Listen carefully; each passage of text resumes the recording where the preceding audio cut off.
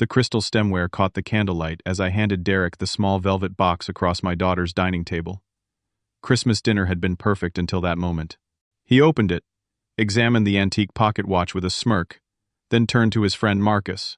In flawless French, he said, "Il l'a probablement acheté dans un magasin discount." The room fell silent. I set down my wineglass, met his eyes directly, and replied in Parisian French I'd learned decades ago. "Actually, it belonged to my grandfather who liberated your country in 1944. His face drained of color. The shock in that dining room was electric. Emma, my daughter, dropped her fork. Sarah, my other daughter, gasped. Derek's friend Marcus looked like he wanted to disappear into the wallpaper, but I wasn't thinking about any of them in that moment. I was remembering my grandfather, William, who'd carried that watch through France in the summer of 1944, who'd survived the liberation of Paris, who'd come home and given it to me on my 18th birthday, with stories that made me cry. I grew up in Boston, in a brownstone in Beacon Hill that my parents sold after my father died. My childhood was filled with stories of courage and sacrifice. My grandfather would sit in his leather chair, that same pocket watch in his palm, telling me about the French resistance fighters he'd worked with, the families who'd hidden Allied soldiers, the bravery he'd witnessed. When I turned 23, fresh out of college, with a degree in art history, I made a decision that changed my life. I applied to the Sorbonne in Paris. I spent 4 years there. 4 incredible years walking the same streets my grandfather had liberated, learning the language until I could dream in French, studying Renaissance art in dusty libraries and magnificent museums. That's where I met Claire. She was American too, from Philadelphia, studying literature. We'd meet at cafes in the Latin Quarter, speaking French to each other, even though we were both from the States. We'd laugh at our mistakes, correct each other's pronunciation, fall more in love with each passing day. We got married in a small church in the 6th arrondissement. My grandfather flew over for the wedding, and he cried when the priest spoke in French. After 4 years, Claire and I came back to America. I got a job teaching history at a high school in suburban Massachusetts. We had 2 daughters, Emma, born when I was 30, and Sarah, born 3 years later. Claire taught English at the same school where I worked. Life was simple, beautiful, full of meaning. Claire died 3 years ago, breast cancer. It took her in 8 months, and I still haven't fully processed the loss. The girls helped me through it, especially Emma. She'd come over every Sunday, bring groceries, sit with me while I looked through old photo albums of Paris. She was my rock. Then she met Derek. It was a whirlwind romance, as they say. She was 30 at the time, working as a graphic designer for a marketing firm in Boston. He was a financial consultant, 33 years old, from old East Coast money. His family had a summer house in Martha's Vineyard, a winter place in Vermont. He went to Princeton, spoke 3 languages, wore expensive suits that probably cost more than my monthly pension. Emma was dazzled. I tried to be happy for her. I really did. But something about Derek bothered me from the first time we met. He had this way of looking at people like he was calculating their net worth. When he shook my hand, his grip was too firm, too long, like he was establishing dominance. He'd interrupt Emma when she spoke, finish her sentences, correct small details in her stories. She didn't seem to notice, or maybe she thought it was charming. They got married 2 years ago, in an elaborate ceremony at a country club. Derek's parents paid for everything. It was beautiful, I'll admit, but it felt cold. There were 300 guests, most of whom I didn't know. Derek's father gave a toast about joining 2 families, but he pronounced our last name wrong and didn't bother to correct himself. I kept my concerns to myself. Emma was happy, or she seemed happy, and that's what mattered. I was the widower father who needed to step back and let his daughter live her own life. Sarah told me I was being overprotective, that I needed to give Derek a chance. So I did, but I never liked him. I never trusted that smile of his, the way it never quite reached his eyes. I never trusted how he'd grown distant with Emma's friends, how their couple friends were always his colleagues and their wives. I noticed how Emma stopped mentioning her book club, her pottery class, the things she used to love. That Christmas dinner was supposed to be a fresh start. Emma had insisted on hosting, said it would be nice to have everyone together. She'd cooked for 2 days, Made all of Claire's recipes. The turkey was perfect. The stuffing exactly how her mother used to make it. Sarah was there with her husband Paul and their 2 kids.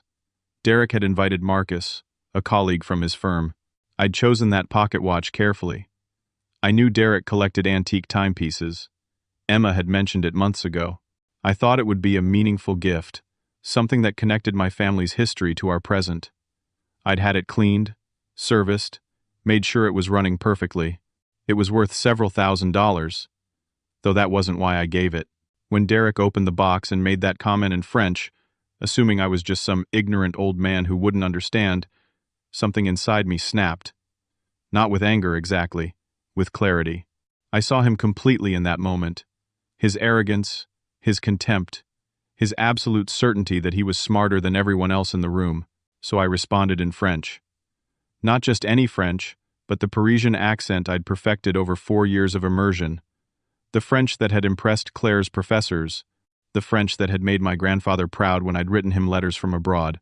The look on Derek's face was worth everything. But what happened next, I never could have predicted. Derek stood up from the table. His face had gone from white to red. "I need some air," he said, his voice tight. He walked out of the dining room. Emma immediately got up and followed him. Marcus mumbled some excuse and left too. Sarah and Paul sat there, frozen, not sure what to do. I heard Emma and Derek arguing in the kitchen. Her voice was high, upset. His was low, controlled, dangerous. I couldn't make out the words, but the tone was clear. After 10 minutes, Emma came back to the table. Her eyes were red. "Dad," she said quietly. "Derek is really upset. He feels like you embarrassed him." I stared at her. He embarrassed himself. He insulted the gift I gave him, thinking I wouldn't understand. "I know, but..." She twisted her napkin in her hands. "He's sensitive about his French. His mother is from Montreal, and he's always felt like his French isn't as good as hers. When you corrected him like that in front of everyone, it brought up a lot of old feelings. This was absurd. Emma, he insulted me first. He said I bought his gift at a discount store. He didn't mean it that way," she said. But she wouldn't meet my eyes. "He was just joking with Marcus. You took it too seriously." Sarah cut in. "Emma, come on. We all heard what he said. Dad has every right to be upset." But Emma shook her head. "Derek wants to leave. He's asking if Dad would be willing to apologize." The room went silent. Even the kids stopped eating. I looked at my daughter, this woman I'd raised, this person who'd once been so strong and independent, and I saw how much she'd changed, how much she'd shrunk under Derek's influence. "Okay," I said quietly. "If it will make things better, I'll apologize." That night, lying in bed in my empty house, I kept replaying the evening. Something felt wrong beyond the obvious insult. Derek's reaction had been too extreme, too calculated. He'd turned the situation around completely, made himself the victim, and Emma had fallen for it. The next morning, Emma called. "Dad, Derek appreciates you being willing to apologize. Can you come over this afternoon?" I drove to their house in Brookline, a beautiful Victorian they'd bought with Derek's family money. Derek answered the door, smiled that cold smile. "Liam, come in." We sat in their living room. Emma made coffee. I apologized for embarrassing him, even though the words tasted like ash in my mouth. Derek accepted graciously, too graciously, like he'd won something. Then he said, "You know, Emma mentioned you've been having some memory problems lately. Forgetting things, getting confused. Maybe it would be good to get checked out by a doctor." The coffee cup nearly slipped from my hand. "What are you talking about? I don't have any memory problems." Derek's expression was concerned, sympathetic. "It's nothing to be ashamed of. You're what, 67? It's normal for some cognitive decline at your age." I looked at Emma. She was staring at her coffee, wouldn't meet my eyes. "Emma, have I ever forgotten anything? Missed any appointments? Seemed confused?" "Well," she said slowly, "you did forget my birthday last month." "I didn't forget your birthday. I called you at 8 in the morning. We talked for 20 minutes. Derek interrupted smoothly. "See, this is part of the problem, the denial. My aunt went through the same thing. Early stage dementia. The first sign is always denial. I stood up. I'm not in denial because there's nothing to deny. I'm perfectly healthy. Derek held up his hands in a placating gesture. Okay. I'm just concerned. We all are. Emma worries about you living alone in that big house. I'm fine in my house. I've lived there for 38 years. Of course, Derek said. But his smile said something else entirely. It said, I've planted the seed. Now it just needs to grow. I left their house, feeling like the ground had shifted beneath my feet. Derek hadn't just accepted my apology. He'd turned the entire situation into something else. Something darker. He was questioning my mental capacity, and he'd somehow convinced Emma to go along with it. This wasn't over. This was just beginning. 2 weeks passed. I didn't hear much from Emma during that time, which was unusual. She'd normally call every few days, stop by on Sundays. But there was silence. I tried not to read too much into it, told myself she was busy with the holidays, with work. Then Sarah called and asked if I wanted to come over for dinner. Her tone was strange, formal, like she was extending an invitation to a distant relative rather than her father. I said yes, drove over to her house in Newton that Saturday evening. Paul answered the door. He shook my hand but didn't quite meet my eyes. The kids ran up to hug me, which was the only normal part of the evening. Sarah was in the kitchen, and when I walked in to help, she tensed. Everything okay? I asked. Fine, she said, but her voice was tight. Let's eat. Dinner was uncomfortable. The kids chattered about school, but Sarah and Paul were quiet. Finally, over dessert, Sarah put down her fork and said, Dad, we need to talk about something. My stomach dropped. What is it? Derek called us last week. He's worried about you. Worried about what? Sarah glanced at Paul, who nodded. He said you've been struggling financially. That you might lose your house. Why didn't you tell us? I nearly laughed, except nothing about this was funny. That's not true. My finances are fine. I have my pension, Social Security, savings from when your mother and I both worked. I'm completely stable. Dad, Sarah said gently. Like she was talking to a confused child, Derek showed us some things. He said you've been borrowing money from Emma. Borrowing money? I've never borrowed a cent from Emma. Where is this coming from? Paul spoke up. We're not judging you. We understand times are tough. But you need to be honest with us about what's going on. We want to help. I felt like I'd walked into an alternate universe. I don't need help. I don't need money. Derek is lying to you. Sarah's expression hardened. Why would Derek lie? What would he gain from that?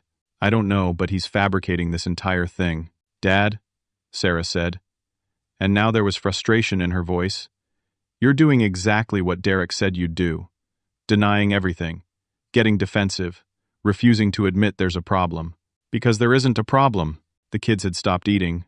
Were staring at us with wide eyes. Paul suggested they go watch television. Once they'd left, I tried to explain calmly, rationally. I pulled out my phone, offered to show them my bank account, my mortgage statement, anything they wanted to see. Sarah waved it away. Derek showed us texts. Messages where you asked Emma for $5,000 last month. I never sent any such texts. Let me show you my phone. But Sarah shook her head. Of course you deleted them. Derek said you'd deny everything, that you'd try to cover your tracks. The conversation spiraled. Everything I said to defend myself was interpreted as further evidence of decline, of denial, of whatever narrative Derek had constructed. Paul mentioned that Derek had also told them I'd been drinking heavily since Claire died. That wasn't true either. I had a glass of wine with dinner sometimes, maybe 2 on hard days, but that was it. He also said, Sarah added quietly, that you've been forgetting things, getting confused, making poor financial decisions. Emma's really worried. Then why hasn't Emma talked to me about any of this? Because you get defensive. Like you're doing right now. I left their house an hour later, feeling like I'd lost something fundamental. The relationship with my daughter, maybe. Or the basic assumption that my family would believe me over a man they'd known for 2 years. Over the next week, I did research. I checked every text message I'd ever sent Emma. Nothing about borrowing money. I looked at my bank statements going back 2 years. Every transaction accounted for, nothing unusual. I even called my doctor and scheduled a full cognitive assessment just to prove there was nothing wrong with me. The doctor said I was sharper than most 50-year-olds, but none of it mattered, because Derek's lies had spread like poison through the family. I found out later that he'd called Emma's in-laws, his own parents, and told them I had early-stage dementia. He'd told mutual friends from the neighborhood that I was struggling with alcohol. Each lie was subtle, believable, mixed with just enough concern to seem genuine. He was systematically destroying my reputation, isolating me from everyone who mattered. Then Emma called, and her voice was different. Hollow. Dad, I need to tell you something. What is it? Derek got a job offer in Seattle. It's an amazing opportunity. We're going to take it. The words hit me like a physical blow. Seattle? Emma, that's across the country. I know. But this is Derek's dream job. I can do graphic design from anywhere. It's what's best for us. What about your life here? Your friends? Your family? Dad, she said. And now there was an edge to her voice. Why can't you just be happy for us? Derek says you've always been jealous of our success, that you've never really approved of our marriage. That's not true. I want you to be happy. But Derek is lying to you about so much. Here we go again, Emma said. Everything is Derek's fault. Maybe you need to look at your own behavior, Dad. Maybe you need to ask yourself why everyone is so worried about you. Everyone is worried because Derek is feeding them lies. Emma was quiet for a long moment. Then she said, I'm pregnant, Dad. 3 months. We were going to wait to tell everyone, but I thought you should know. This move to Seattle, it's about giving our baby the best start. Derek's parents are going to help us buy a house there. His mom wants to be close to her grandchild, my grandbaby. The news should have filled me with joy. Instead, I felt terror. Derek was moving Emma across the country, away from everyone who might help her see the truth. Away from me. Emma, please, don't do this. Not because of me, but because something isn't right here. Derek is manipulating all of us. I have to go, Emma said. Derek is calling for me. She hung up. I sat there in my kitchen, the phone still in my hand, understanding with absolute clarity that I was losing my daughter. Derek had planned this perfectly. The lies, the isolation, the cross-country move. He was taking Emma away from any support system, any outside perspective that might challenge his control, and there was nothing I could do about it. Or so I thought. 3 weeks passed. Emma stopped answering my calls. Sarah remained distant, polite but cold. I felt like I was drowning in quicksand, and every movement to save myself only pulled me deeper. Then Derek showed up at my door. It was a Tuesday evening, almost 7 o'clock. I'd just finished a simple dinner of soup and bread. When the doorbell rang, I wasn't expecting anyone. Derek stood on my front porch, holding a bottle of expensive wine and wearing a friendly smile. Liam, he said warmly, I hope I'm not interrupting. I wanted to talk. Every instinct told me to close the door. But I thought of Emma, of the baby growing inside her, of how completely I'd been shut out. If Derek was extending an olive branch, maybe I should take it. For Emma's sake. Come in, I said. We sat in my living room. Derek looked around, commented on the photos of Claire, the books lining the shelves. He opened the wine, poured 2 glasses. I want to apologize, he said. I've been thinking about Christmas, about how everything went wrong. I overreacted. I should have been honored by your gift. I studied his face, looking for signs of deception. Why are you really here, Derek? He smiled, and for a moment, it almost looked genuine. I'm here because Emma is miserable. She loves you, Liam. This distance between you two is killing her. I want to fix it. Then stop telling people I'm mentally declining. Stop spreading lies about my finances. Derek's expression shifted to something like sympathy. I know you think they're lies. I know you genuinely don't remember asking Emma for money. Don't remember the conversations we've had about your memory. That's what makes this so hard. You're not aware of the changes. There are no changes. You're gaslighting me, he sighed. This is exactly why I wanted to talk. This paranoia, this defensiveness, it's a symptom, Liam. But I'm not here to argue with you.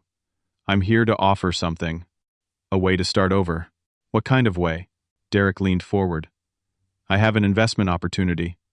My firm is getting in on the ground floor of a medical device startup. Revolutionary technology, FDA approval pending. The returns could be extraordinary. I should have thrown him out right then. But he kept talking, and I kept listening. The minimum investment is $50,000. I know that's significant, but the projected returns are 300% in 18 months. My parents are putting in $200,000. Emma and I are investing $100,000 from our savings. Why are you telling me this? Because I want to include you. I want to show there are no hard feelings, that I see you as family. This is a family-only opportunity, Liam. My firm isn't offering this to outside investors. He pulled out a leather portfolio, showed me professional-looking documents, glossy presentations with charts and graphs, testimonials from doctors, projections from financial analysts. It all looked legitimate. Think about it, Derek said. With returns like these, you'd never have to worry about money again. You could help Emma and the baby. You could prove to Sarah that you're making smart decisions. That last part stung because it was precisely what I wanted. To prove I was competent, stable, not the declining old man Derek had painted me as. I need time to think about it, I said. Of course. But the window closes in 48 hours. After that, the opportunity is gone. Derek left the portfolio with me. After he'd gone, I spent hours reading through everything. The company was called Meditech Solutions. They'd developed some kind of imaging device for early cancer detection.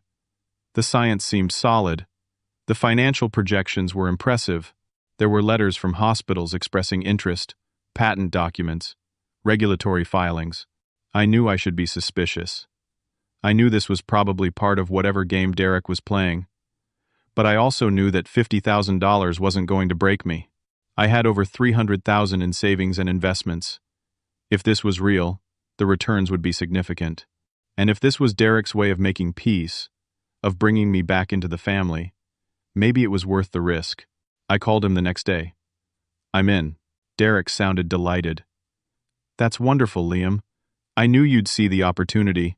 Come by our house tomorrow. We'll do the paperwork. I went to their house the following evening. Emma was there, looking tired but happier than I'd seen her in weeks. She hugged me. I'm so glad you and Derek are working things out. The paperwork was extensive. Disclosure forms, investment agreements, risk acknowledgement statements. I read through everything carefully. There was language about high-risk speculation, about the possibility of total loss, but there was also language about the potential for extraordinary returns. I signed everything. Wrote a check for $50,000. For 3 weeks, things seemed better. Derek was friendly when we crossed paths.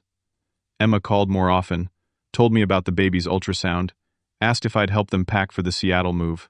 Sarah noticed the change, called to say she was glad I'd come around and stopped being difficult. Then, the letter arrived. It was from Meditech Solutions. The company regretted to inform me that due to unforeseen complications with FDA approval, they were declaring bankruptcy. All investor funds had been exhausted in the regulatory process. There would be no returns, no refunds. The $50,000 was gone. I called Derek immediately. What happened? You said this was a sure thing. His voice was sympathetic but unconcerned. I lost money too, Liam. $200,000, remember? These things happen. It's why they call it high-risk investment. You said the FDA approval was pending. You said the technology was revolutionary. It was. But the FDA found problems with the clinical trial data. It's terrible, but it's part of investing. You signed the disclosure forms. You knew the risks. Derek, I need that money. Then you shouldn't have invested it. His tone had shifted, gone cold. Look, I'm sorry you lost your investment. We all did. But you made a choice. You signed the papers. I hung up and pulled out the documents I'd signed. Buried in the fine print, there it was. Acknowledgement that all investments could result in total loss. There was a disclosure form with my signature, stating I understood the high-risk nature of the investment, but I didn't remember signing that particular form. The signature looked like mine, but something felt off about it. I started researching Meditech Solutions. The deeper I dug, the stranger things got. The company had an address in Delaware, but when I called, The number was disconnected. The doctors who'd supposedly provided testimonials didn't exist. The patent numbers referenced in the documents were real, but they belonged to a completely different company. Meditech Solutions was a shell corporation. The whole thing was a fraud, and Derek had orchestrated it. I called him back. "I know what you did. This was a fake company. You set this up to steal my money." Derek laughed. Actually laughed. "Prove it. You signed all the documents. You made the choice to invest. If you really think it's fraud, call the police. But they'll just see an old man who made a bad investment and is looking for someone to blame.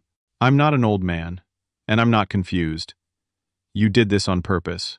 Maybe your memory really is going," Derek said. "Maybe you're forgetting the conversations we had about the risks. The warnings I gave you. You know what I think? I think you're embarrassed that you lost money, and you're looking for a scapegoat. It's sad, really." He hung up. I sat there, $50,000 poorer, understanding with perfect clarity that Derek had played me.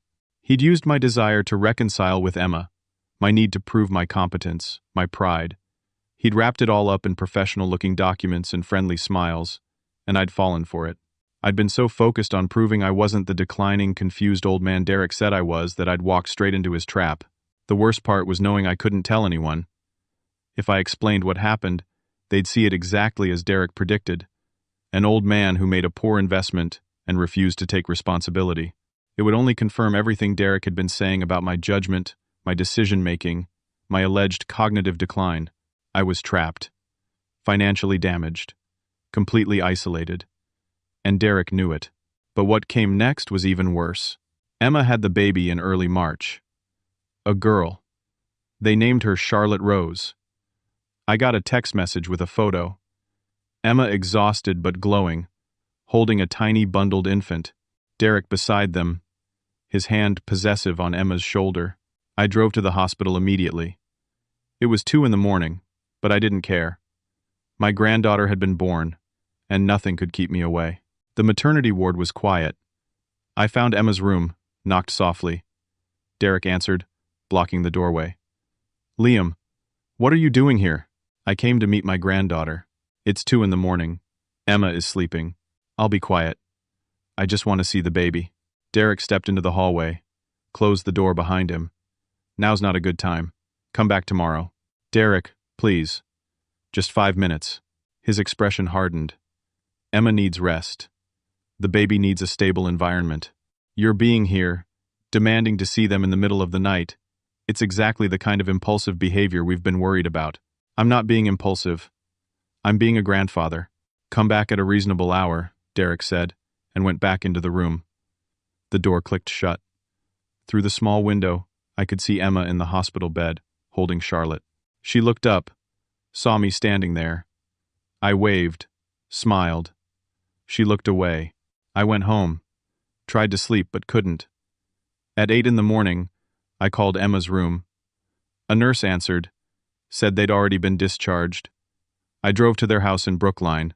No one answered the door. I left a gift on the porch. A soft blanket I'd bought weeks ago, hand-knitted by a woman at the local craft fair. 2 days passed, then 3. I called Emma's cell phone a dozen times. No answer. I texted. Nothing. Finally, after a week, my phone rang. "Emma." "Dad," she said, and her voice was flat, exhausted. "We need to talk. I've been trying to reach you. I want to meet Charlotte. I want to help. What can I bring you? What do you need?" "Dad, stop. Just stop." She sounded close to tears. "Derek and I've been talking. We think it's best if you don't visit for a while." The world tilted. "What?"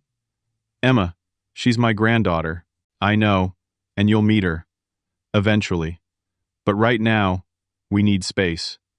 Derek is concerned about your stability." "My stability?" "Emma, I'm fine. I've done nothing but try to be supportive. You showed up at the hospital at 2 a.m. You've been calling constantly. You're leaving things on our porch. Dad, it's too much. I came to the hospital because I was excited. I'm calling because you won't answer. I'm leaving gifts because I'm your father, and I love you." Emma's voice broke. "Derek says you're being paranoid and aggressive. He says the financial problems and the memory issues are getting worse. He's worried about what might happen if you're alone with Charlotte. Financial problems? You mean the $50,000 your husband stole from me? He didn't steal anything. You made a bad investment. You need to stop blaming him for your mistakes. Emma, listen to yourself. Derek has been lying to you from the beginning. About me, about my health, about everything. Can't you see what he's doing? You're proving his point right now. Emma was crying. You're being paranoid. You're lashing out. You're refusing to take responsibility. Dad, I love you. But I need to protect my daughter. Protect her from what? From her grandfather who loves her? Emma was quiet for a long moment. Then she said, Derek has been talking to a therapist. About you. About the situation. The therapist has concerns.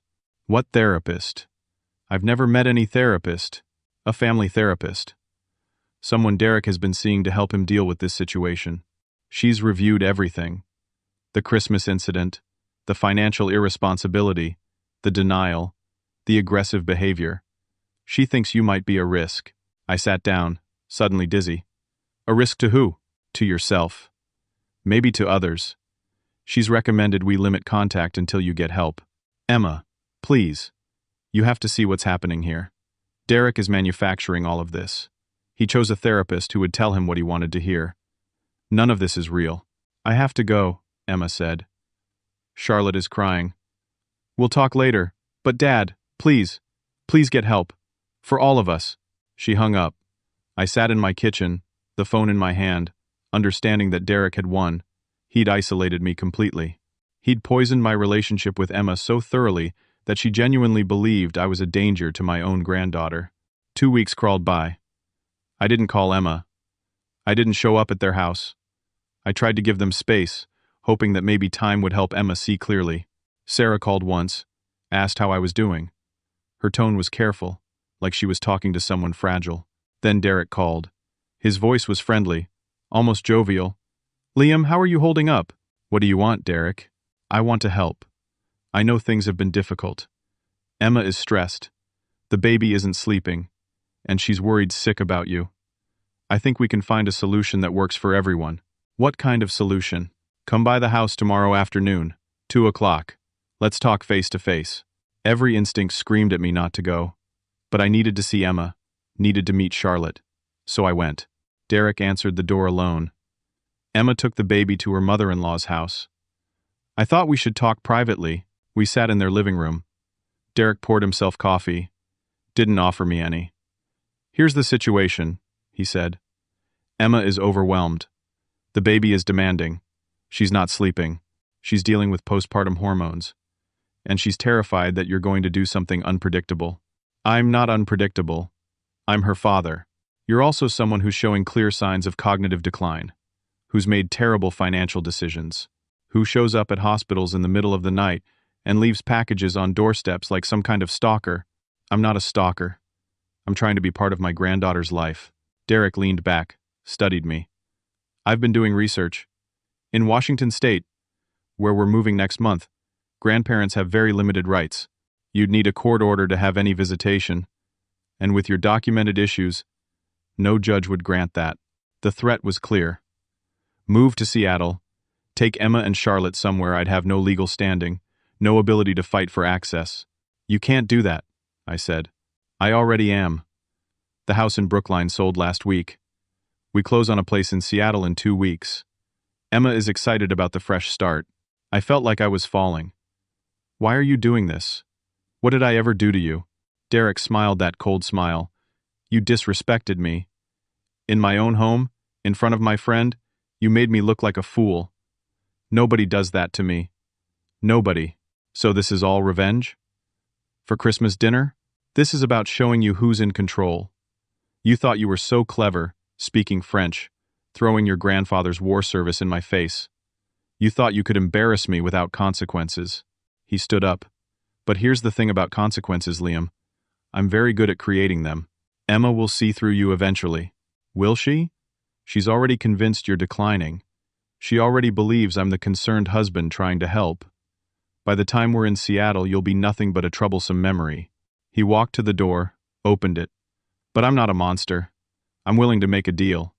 Sign over power of attorney for Emma's inheritance. The 200,000 Claire left in that trust. Give Emma access to it now, and I'll let you see Charlotte once a month. Video calls in between. That money is for Emma's future, for emergencies, not for you to control. The money will be in Emma's name. I'll just manage it. Make sure it's invested properly. Not squandered like you squandered your 50,000. Get out of my way. Derek didn't move. 1 month visits, Liam. Or nothing. Your choice. You have 24 hours to decide. I pushed past him, walked to my car. My hands were shaking so hard I could barely get the key in the ignition. Derek stood on his porch, watching me, that smile still on his face. I drove home and sat in my driveway for an hour, unable to move. I'd lost. Derek had systematically destroyed my relationship with Emma, stolen my money, poisoned my entire family against me, and now he was going to take my granddaughter across the country where I'd never see her. I thought about giving him what he wanted, signing over the power of attorney, just to have some access to Charlotte, but I knew it wouldn't stop there. Derek would take the money and then find some new reason to cut me off. He'd won, and he was savoring every moment of my defeat. I went inside, poured myself a glass of whiskey. Just one. Sat in Claire's chair, the one she used to read in, and I cried, really cried, for the first time since her funeral. Because I'd failed. Failed to protect Emma. Failed to stand up to Derek. Failed to be the kind of grandfather Charlotte deserved. I'd hit rock bottom. But sometimes, when you've fallen as far as you can fall, something unexpected happens. Someone reaches down and pulls you back up. That's what happened to me. Just not in the way I ever could have imagined. 3 days after Derek's ultimatum, I was at a coffee shop. Not my usual place, just somewhere different. Somewhere I could sit and think without staring at the walls of my empty house. I'd given up on reading the newspaper in front of me. The words blurred together. I kept thinking about Charlotte, about Emma, about how completely I'd lost everything that mattered. Excuse me, you're Emma's father, right? I looked up. A woman stood by my table. She was about 40, blonde, professional looking, in a navy blazer and jeans. I didn't recognize her. I'm sorry, I said. Do we know each other? No, but I know who you are. I'm Jennifer Hartley. I was married to Derek. The coffee shop seemed to tilt. Derek was never married. That's what he tells everyone. She gestured to the empty chair. Can I sit? This will take a while. I nodded, unable to speak. Jennifer sat down, pulled out her phone, showed me a photo, a wedding picture. Derek, maybe 10 years younger, standing next to this woman in a white dress. They looked happy. We got married 12 years ago, Jennifer said. Divorced 7 years ago. Worst 4 years of my life. Emma doesn't know about you.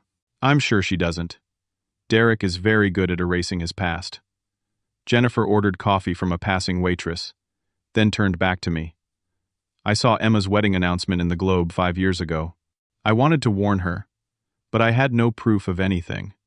Just my story, and who believes the bitter ex-wife. Why are you here now? Because I saw the birth announcement last month. Your granddaughter. I've been watching from a distance, seeing how Derek operates. He's doing exactly what he did to me and my family. She paused. I couldn't stay silent anymore. Over the next hour, Jennifer told me her story.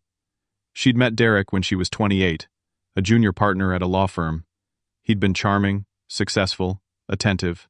They'd married quickly. At first, everything was perfect. Then the isolation started. Derek didn't like her friends, thought they were bad influences. He worried about her spending too much time with her parents. He suggested she quit her demanding job, said they didn't need the money, that he wanted her home more.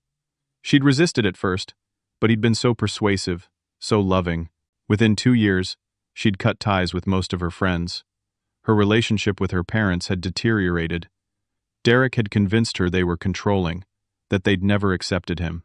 He'd tell her things they supposedly said about her, about their marriage. None of it was true, but she'd believed him.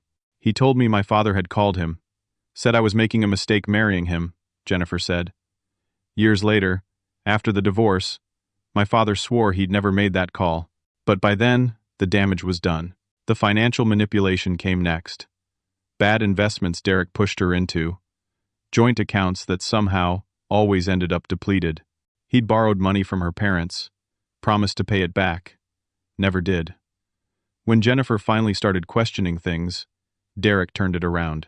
Said she was paranoid, jealous of his success, unable to manage money.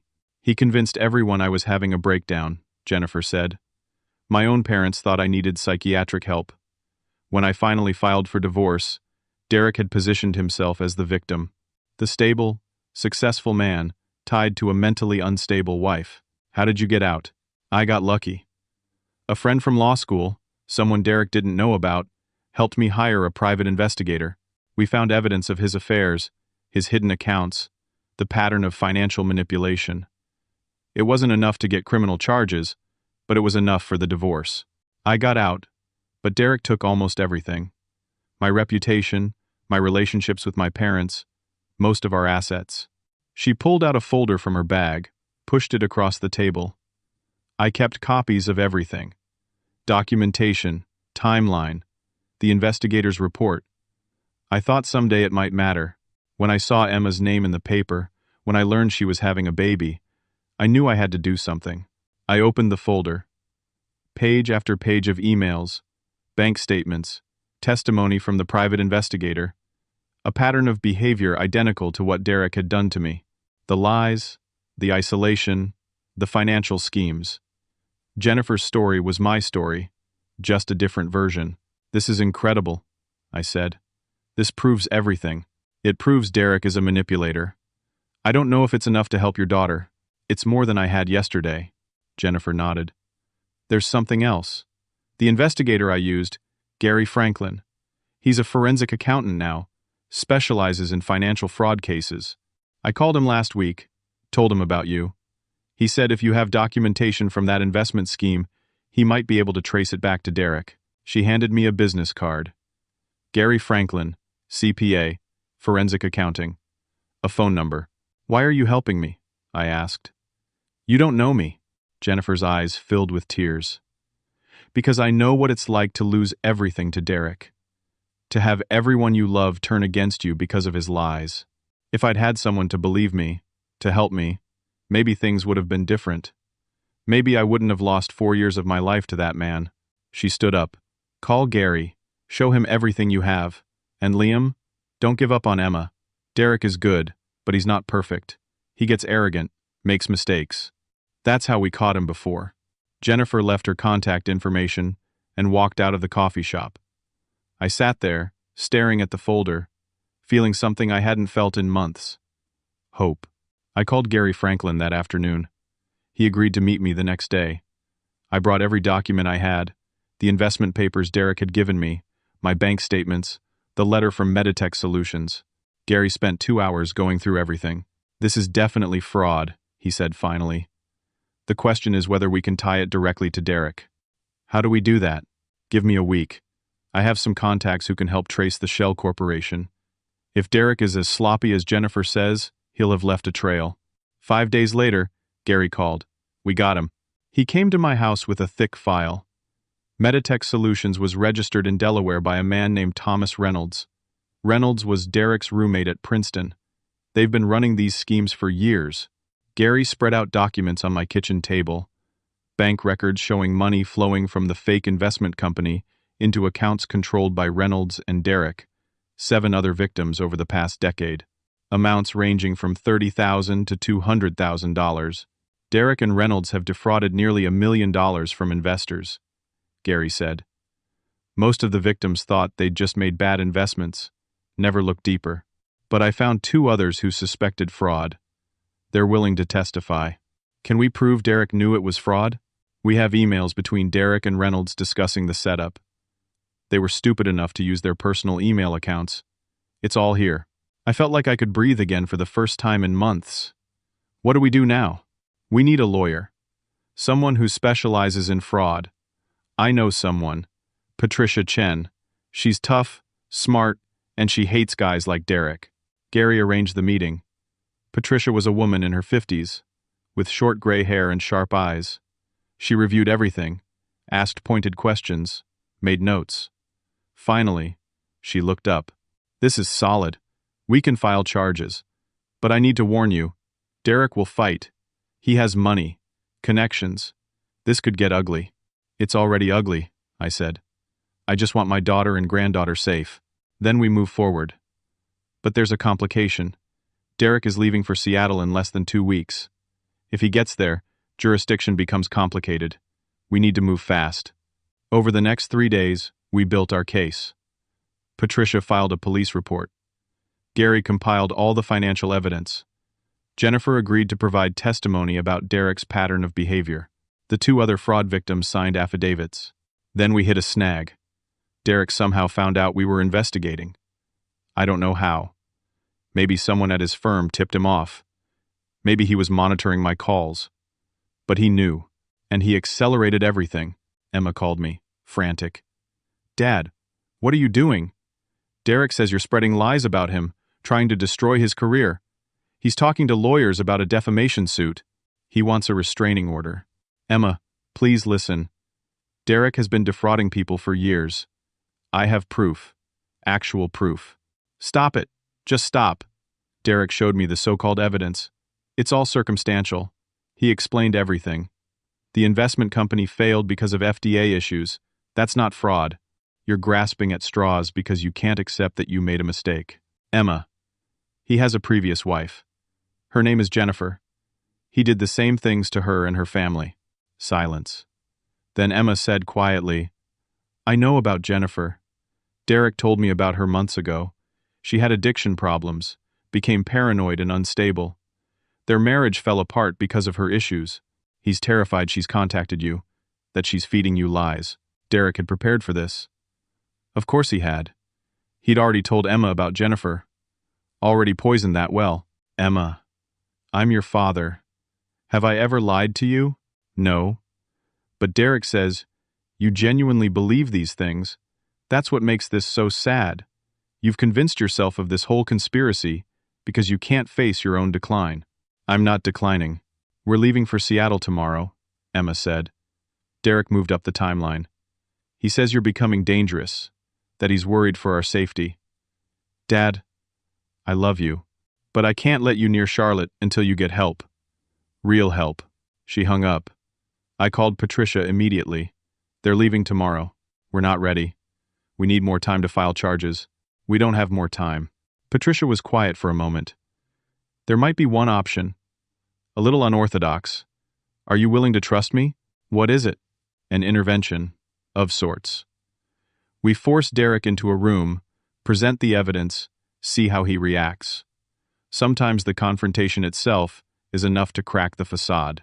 Will Emma be there? That's the plan. If she sees Derek's real face, hears the evidence directly, maybe she'll start questioning things.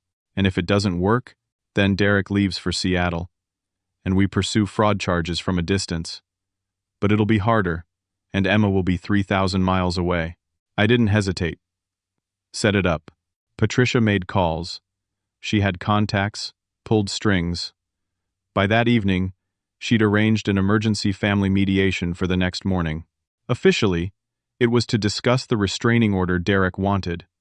Unofficially, it was our last chance to expose him. That night, I barely slept. I kept thinking about Claire, wishing she was there to guide me. She'd always known what to say, how to handle difficult situations. I touched the empty side of the bed and whispered, "Help me protect our daughter." The morning arrived. I drove to the lawyer's office Patricia had arranged. My heart was pounding. This was it. Everything depended on the next few hours. Derek's car was already in the parking lot. I saw Emma through the window holding Charlotte. Sarah and Paul were there too. Gary and Jennifer waited inside with Patricia. I walked in, and Derek's face went white. He'd expected a simple mediation. He hadn't expected all of us, all the evidence, all the witnesses. Patricia smiled. "Good morning, everyone. Let's begin." The conference room was too warm, or maybe it was just my blood pressure rising. We all took seats around a long mahogany table. Emma sat next to Derek, holding Charlotte, who was mercifully asleep. Sarah and Paul sat across from them. I took a chair at the end, with Patricia beside me.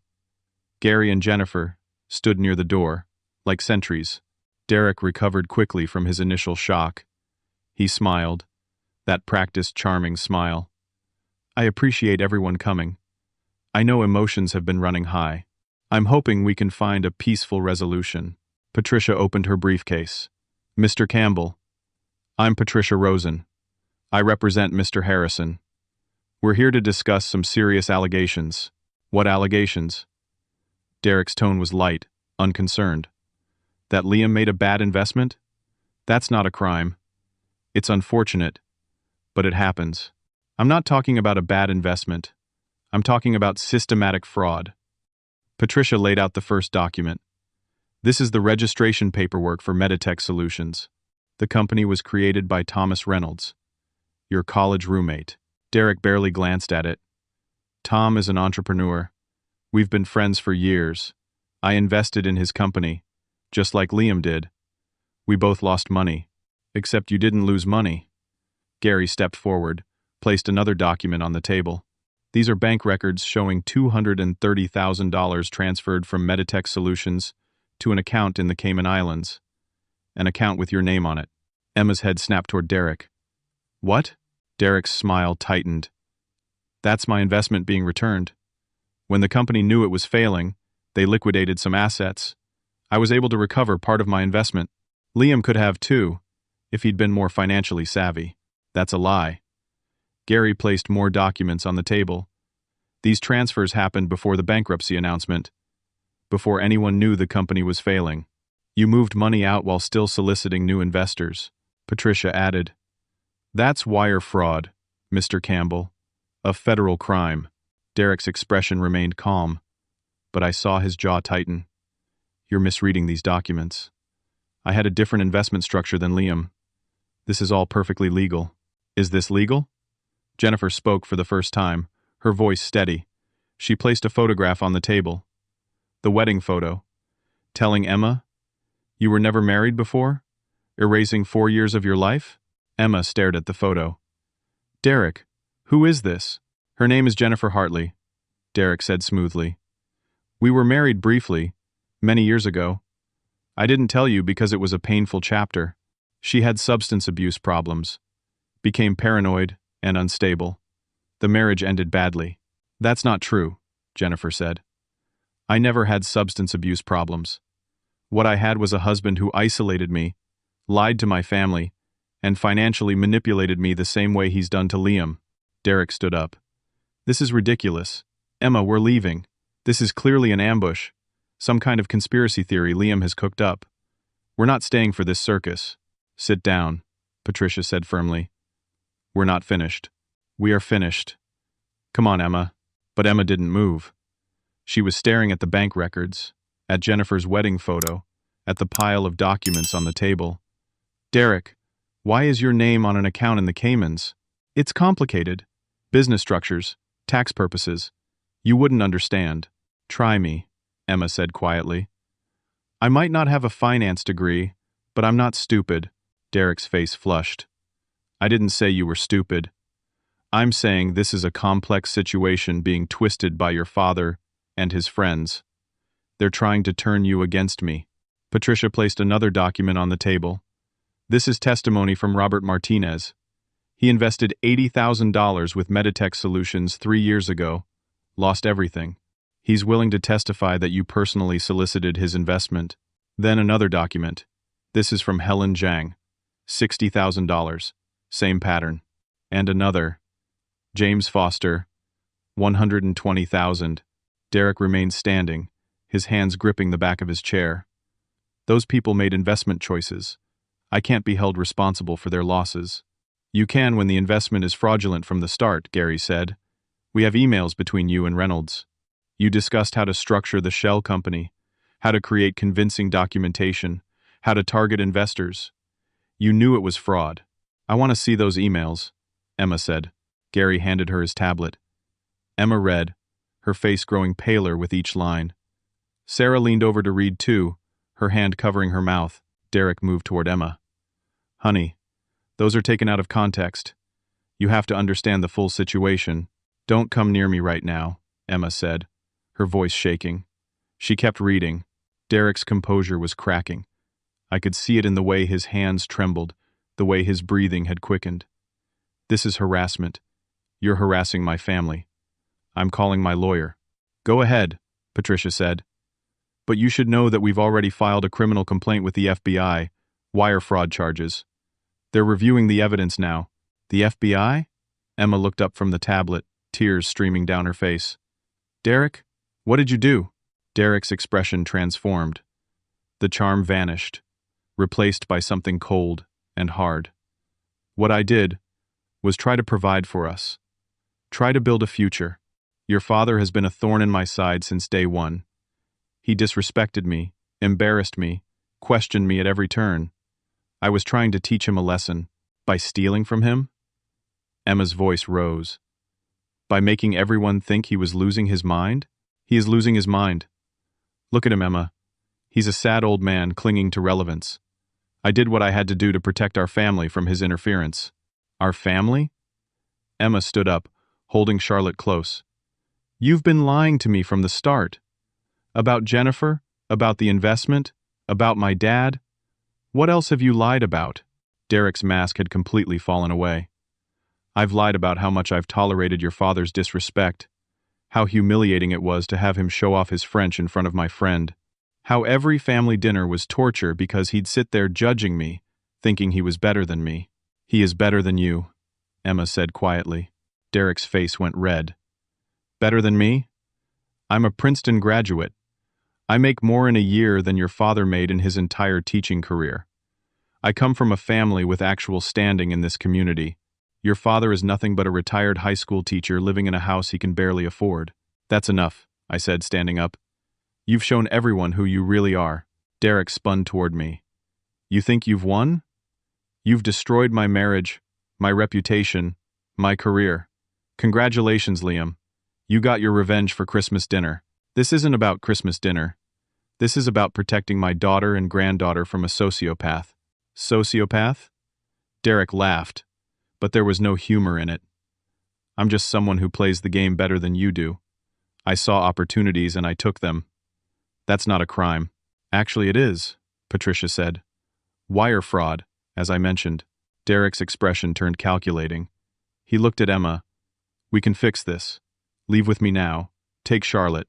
We'll go to Seattle, start over. Your father can pursue his vendetta, but it won't matter. We'll be gone. Emma shook her head. I'm not going anywhere with you. Emma, think about Charlotte. Think about our family. Our family? Emma's voice was ice.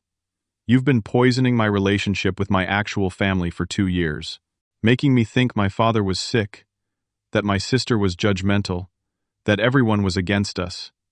You isolated me, Derek. Just like you did to Jennifer. Derek moved toward Emma. His voice turned gentle, pleading. I was protecting you. Your father never approved of me. Your sister always questioned our choices. I just wanted us to be happy. Just the three of us. By lying? By stealing? By making me think my father had dementia? I never said he had dementia. I just pointed out concerning behaviors. Behaviors you made up. Emma was shouting now, and Charlotte woke up crying. There was never anything wrong with my dad. There was something wrong with you. Derek's face twisted. Fine. You want the truth? Your father is a pretentious, judgmental fool. He's been looking down on me since day one. That pocket watch he gave me? He didn't give it to be kind. He gave it to show off, to prove he was more cultured, more worldly, more everything. So, yes, I made sure he'd pay for that. By ruining him financially? By teaching him a lesson. Nobody disrespects me without consequences. The room fell silent. Even Charlotte's crying seemed muted. Derek stood there, breathing hard, his carefully constructed facade in ruins. He'd finally revealed himself. Petty, vindictive, dangerous. Then he seemed to realize what he'd said. I didn't mean that. Emma, I was just angry. Let me explain. But Emma turned away from him. She walked to me, tears pouring down her face. Dad, I'm so sorry. I'm so sorry. I wrapped my arms around her and Charlotte. It's okay. You're okay. That's all that matters. Derek tried one more time. Emma, please. Don't throw away our marriage over this. We can work through it. Emma looked at him over her shoulder. There's nothing to work through. I want a divorce. I want you out of my life.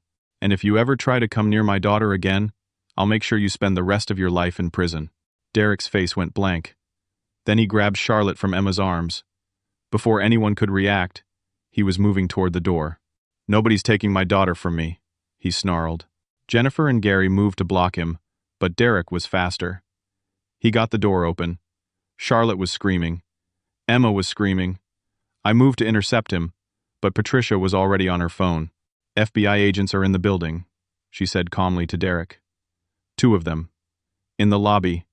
You won't make it to the elevator. Derek froze. He looked at the door, at Charlotte in his arms, at all of us. Then his shoulders sagged. This is all your fault, he said to me. But his voice was defeated. If you just stayed in your lane, none of this would have happened. If I'd stayed in my lane, I said, you'd have gotten away with it. But I didn't, because that's not who I am. The conference room door opened. 2 people in suits walked in, badges visible. Derek Campbell? FBI. We'd like you to come with us. Derek carefully handed Charlotte to Emma. For just a moment, his face showed something that might have been regret. Then it was gone, replaced by cold anger. As they led him out in handcuffs, he turned back one last time, started speaking in French, rapid, angry French, cursing me and Emma and everyone in the room. I stepped forward and responded in the same language, clearly and calmly. Mon grand-père n'a pas libéré la France pour que des hommes comme vous puissent détruire des familles. My grandfather didn't liberate France so men like you could destroy families. Derek's eyes widened.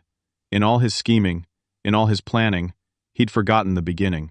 The moment at Christmas dinner when he'd underestimated me, when he'd assumed I was less than I was. That arrogance, that single moment of thinking he was smarter than everyone else, had started the crack that finally brought down his entire web of lies. They led him away, still shouting. The door closed. Emma collapsed into a chair, holding Charlotte, sobbing. Sarah rushed over, wrapped her arms around both of them. Paul stood there looking stunned. Jennifer approached me quietly. Thank you for not giving up. Thank you for coming forward. Without you, none of this would have happened. Gary started packing up documents. Patricia made more calls. I stood there, watching my daughters, watching my granddaughter, feeling exhausted and relieved and heartbroken all at once. It was over. Finally over. But the real work, I knew, was just beginning. The aftermath of Derek's arrest unfolded slowly, like a wound that needed time to heal properly. The FBI charged him with multiple counts of wire fraud. The investigation revealed 12 total victims across 8 years. The amounts ranged from my $50,000 to a retired couple in Connecticut who'd lost $270,000.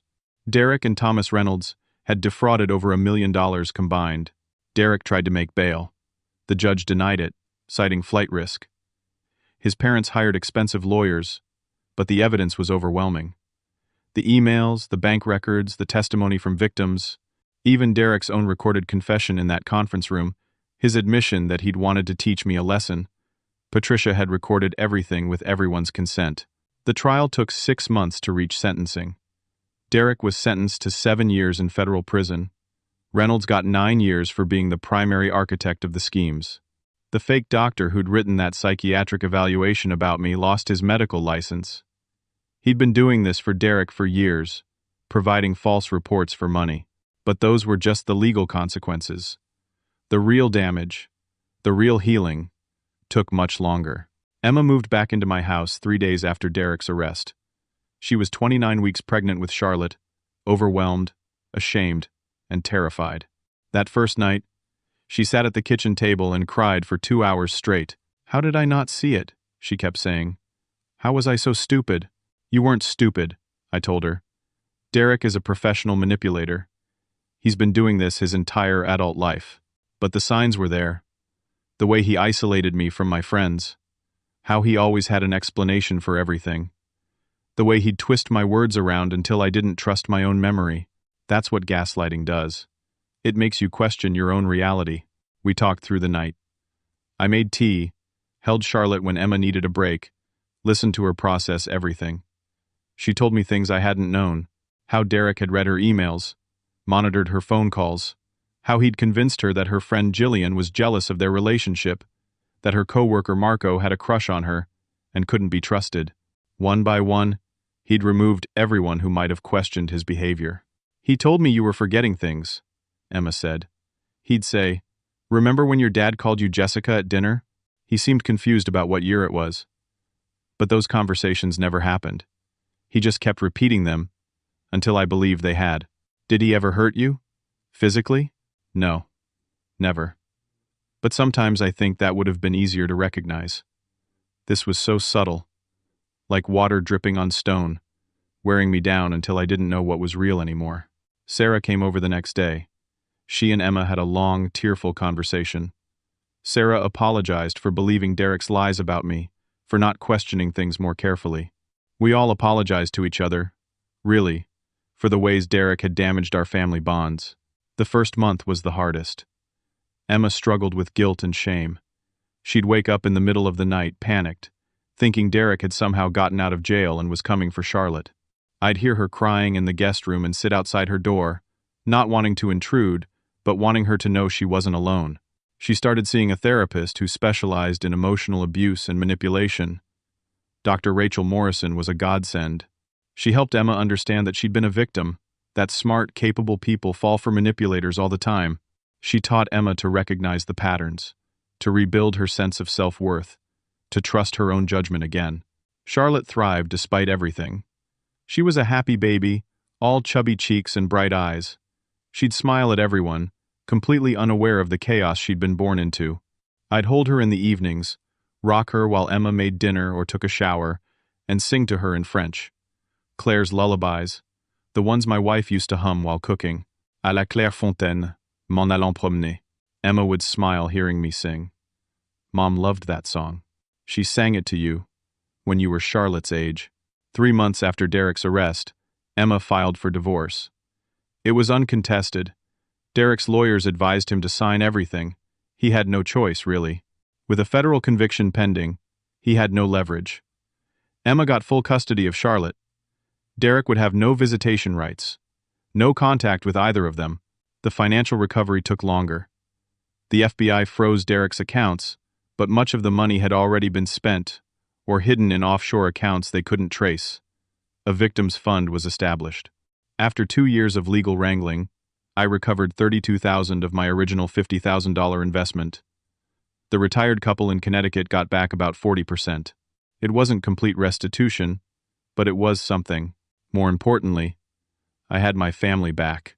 Emma got a job at a small design firm in Cambridge. It was part-time at first, just enough to build her confidence and her portfolio back up. She was talented, always had been, and her boss recognized it immediately. Within 6 months, they offered her a full-time position with benefits. She and Charlotte moved into a small apartment nearby when Charlotte was 9 months old. Emma had been saving, wanted her independence back. I helped her move, set up the crib, hung pictures. It was bittersweet watching them leave. But I understood. She needed to prove to herself that she could stand on her own. We had Sunday dinners at my house. Emma, Charlotte, Sarah, and Paul, and their kids. Sometimes Jennifer would join us. She and Emma had become friends, bonding over their shared experience. Jennifer was a lawyer now, doing pro bono work for domestic violence victims. She'd turned her nightmare with Derek into a way to help others. Gary, the forensic accountant, had become part of our extended circle too. He'd helped 3 more of Derek's victims navigate the restitution process. He never charged them a cent. "Derek cost me a lot of time once," he told me. "Helping his victims is how I get that time back." Charlotte's first birthday party was at my house. 20 people crammed into my living room, singing happy birthday while she smashed cake into her face. Emma laughed more that day than I'd heard in years. Real laughter, not the careful, measured sound she'd used around Derek. Later that evening, after everyone had left, Emma and I sat on the porch. Charlotte was asleep in her stroller. The summer air was warm, fireflies blinking in the yard. "Dad," Emma said quietly, "I need to tell you something." "What is it?" "I've been thinking about that Christmas dinner.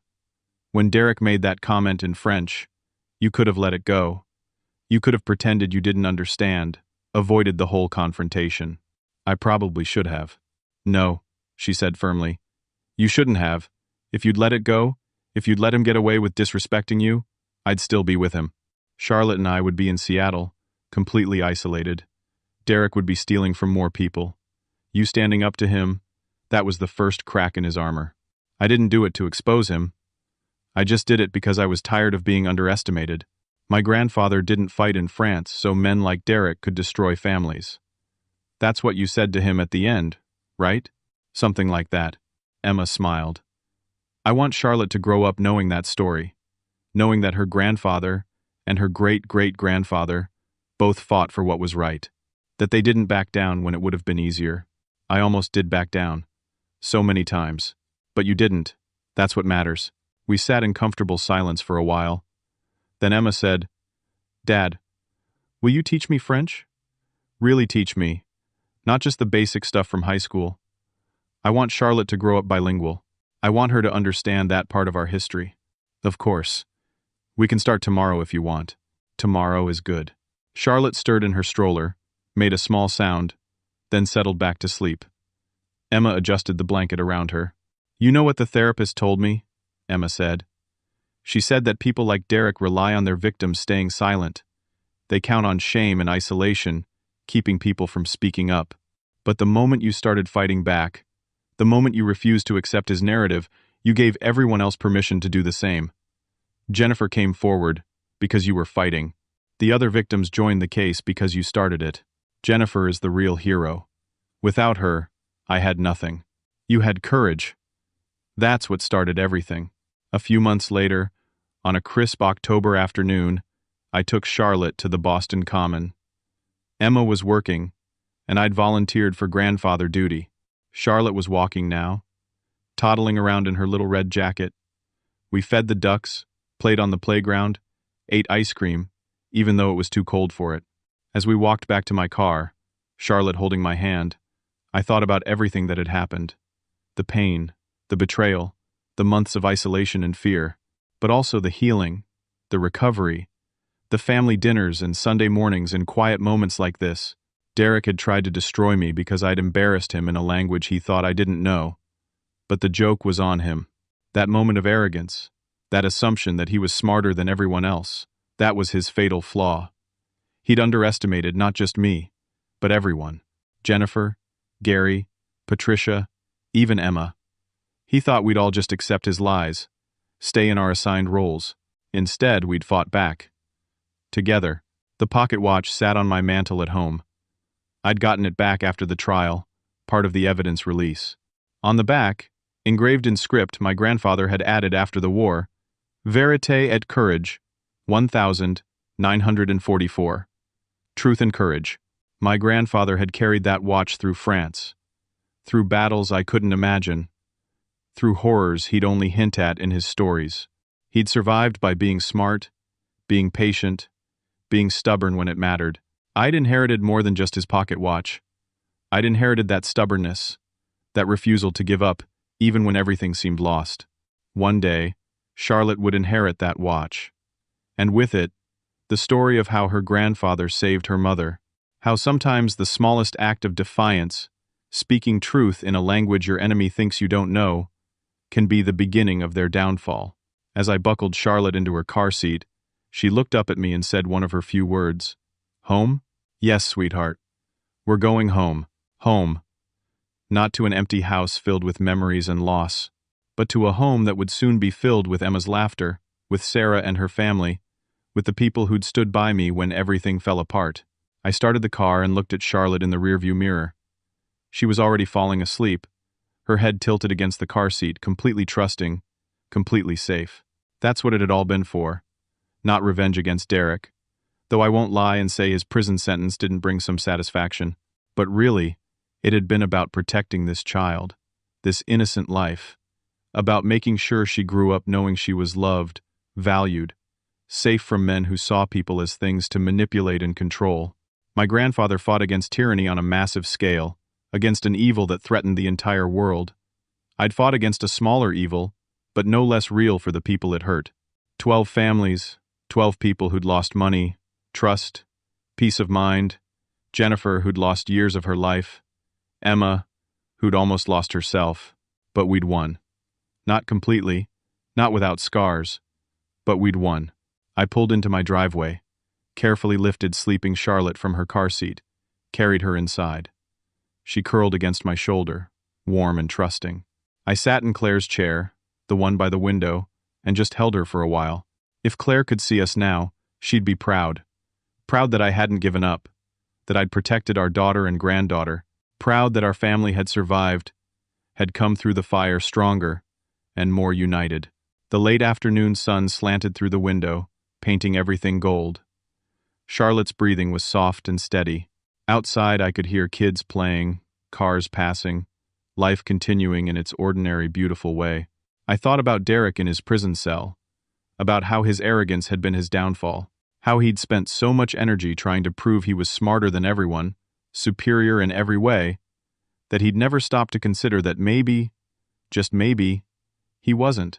He'd looked at a retired high school teacher and seen someone beneath him, someone he could mock in French at a Christmas dinner, someone whose gift he could disdain without consequence. What he didn't see was the man who'd spent 4 years in Paris, who'd studied at the Sorbonne, who'd fallen in love with a woman who spoke 6 languages, who'd learned to be patient and observant and stubborn from a grandfather who'd liberated France.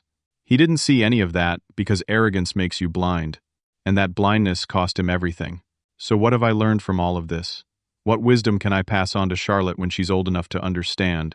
First, never underestimate anyone. That person you think is beneath you, that person you assume knows less than you, might surprise you, might speak the language you thought was your secret weapon, might have resources and allies and strength you never anticipated. Second, the truth always finds a way out. Derek built an elaborate structure of lies, perfectly crafted and carefully maintained. But lies are like houses built on sand.